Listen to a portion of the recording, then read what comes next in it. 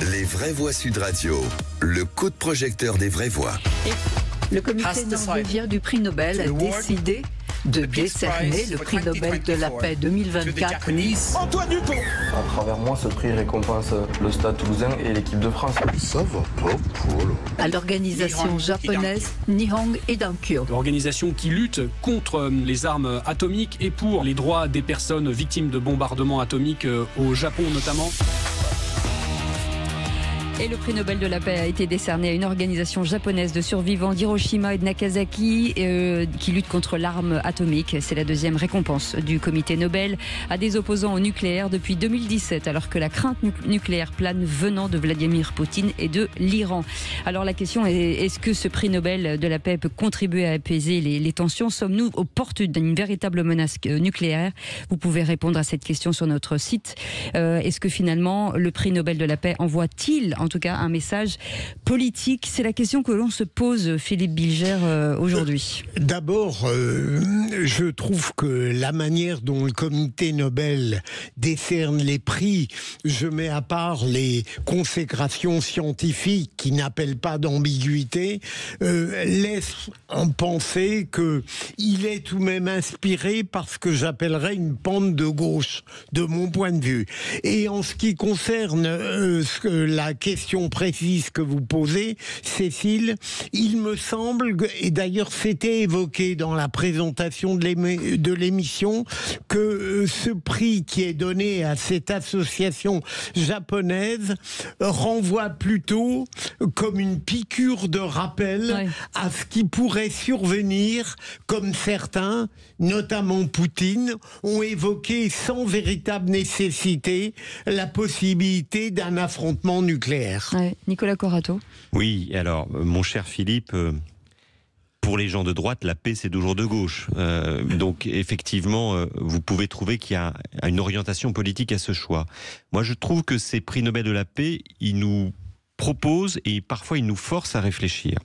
Et je ne suis pas persuadé aujourd'hui que nous, Français, nous ayons conscience que la question de l'armement nucléaire est une question actuelle. Vous avez raison. On en a parlé très vaguement avec M. Poutine, on voit l'Iran, mais tout ça nous semble très loin. Or, moi j'ai écouté ce matin sur France Inter M. Lecornu, ministre des armées françaises, nous expliquer, parce qu'il vient d'écrire un livre, qu'il se pose la question de sommes-nous en état de guerre, point d'interrogation, et de dire que finalement la dissuasion française aujourd'hui est à l'œuvre.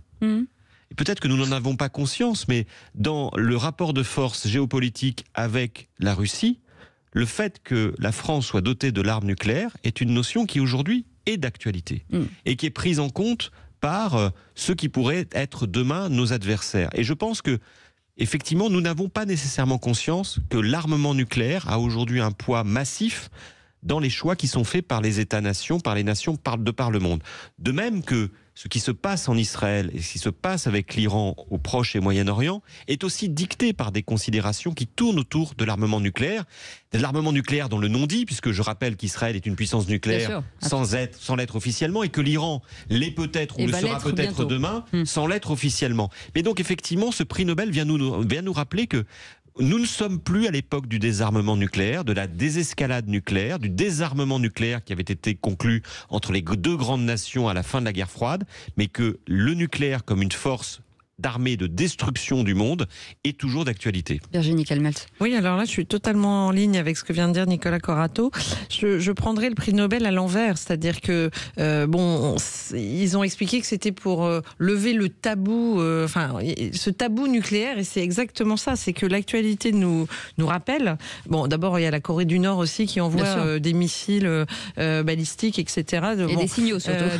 Voilà. Donc on a parlé évidemment de l'Iran où personne ne sait exactement où on en est, mais enfin on sent que c'est probablement proche, les déclarations de Poutine, mais effectivement la France, et alors là pour le coup c'est un point fort de la France après cette rentrée morose, on peut se dire que au moins on a cette force-là, cette force de dissuasion nucléaire qui d'ailleurs donne toute notre puissance en Europe en termes de protection, et je trouve qu'effectivement à contrario, c'est peut-être aussi remettre sur le devant de la scène le fait que oui, ça reste capital, et je pense que non, il ne faut pas aller vers le désarmement. Je ne crois pas que ce soit la tendance. Je pense qu'au contraire, les pays sont en train de se réarmer, d'augmenter considérablement les budgets au regard du PIB. Les radars ne sont jamais aussi bien portés, ainsi de suite, parce que on comprend que, alors peut-être que le Cornu a mis un point d'interrogation à sommes-nous en guerre. En tout cas, on comprend que le temps de la paix est peut-être révolu. Oui. Et ça, je pense que chacun doit effectivement y réfléchir, et en se disant que la France a peut-être, de ce point de vue-là, pour une fois, un vrai avantage au niveau mondial.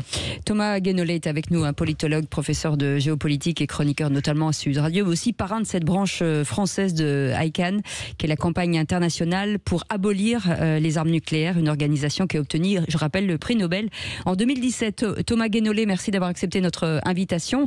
On se pose Mais je vous en prie, Cécile, c'est un plaisir. On se pose la question de savoir si le prix Nobel de la paix, finalement, entre celui de 2017 et celui de 2024, porte des messages politiques aujourd'hui.